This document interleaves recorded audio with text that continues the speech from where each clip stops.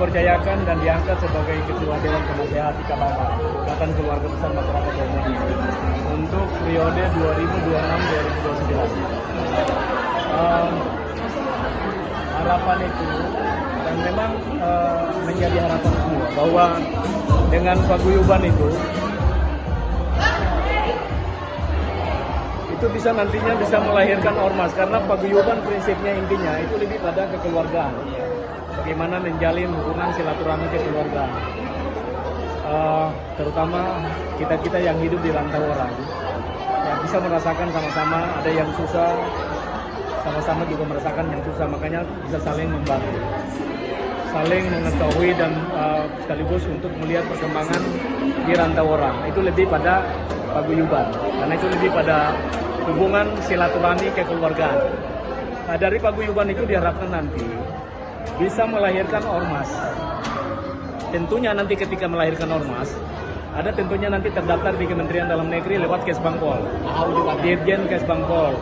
Itu di SKT nanti, dapat SKT, baru nanti kita bisa lanjutkan pada di Kementerian Hukum dan HAM untuk dapat tahunya.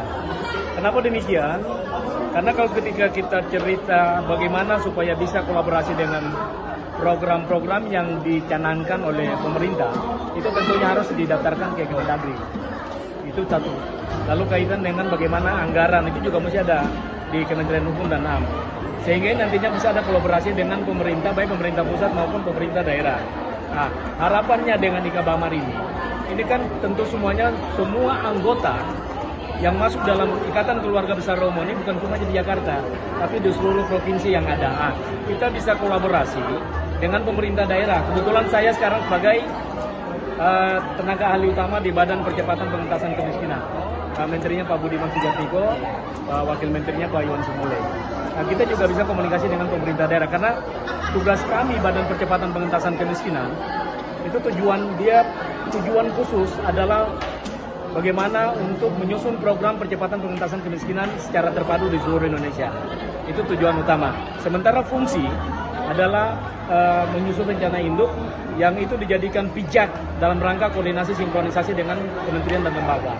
Baru kami tugasnya untuk monitoring, evaluasi, pengawasan, bahkan kami membuat laporan ke Presiden kaitan dengan percepatan pengentasan kemiskinan untuk kementerian lembaga termasuk pemerintah daerah. Itu pemerintah daerah dalam ini sampai ke tingkat desa. Kami tugasnya itu. Makanya dengan terbentuknya kami kemarin yang udah kurang lebih 1 tahun lebih, ini kami manggil semua, kami coba untuk memanggil semua kepala daerah mulai dari gubernur ke bupati wali kota untuk kami mengetahui angka terbaru kaitan dengan kemiskinan di daerah seperti apa. Itu kami ingin tahu. Yang kedua, apa sih kendala yang dirasakan sama pemerintah daerah, sehingga mungkin bisa dibantu kaitan dengan bagaimana komunikasi, bagaimana kaitan dengan program dan sebagainya untuk percepatan pengentasan kemiskinan. Kira-kira begitu, singkatnya begitu.